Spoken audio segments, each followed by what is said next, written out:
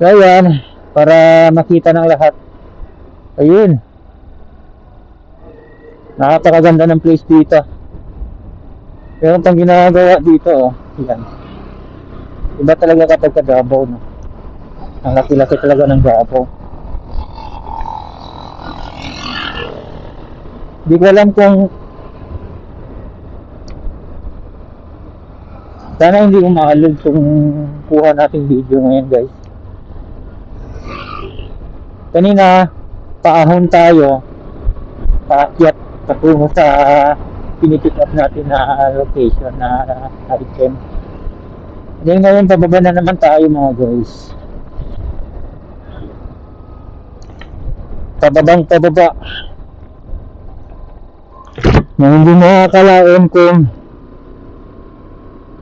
gaano kataas yung lugar na to. Basta pababa.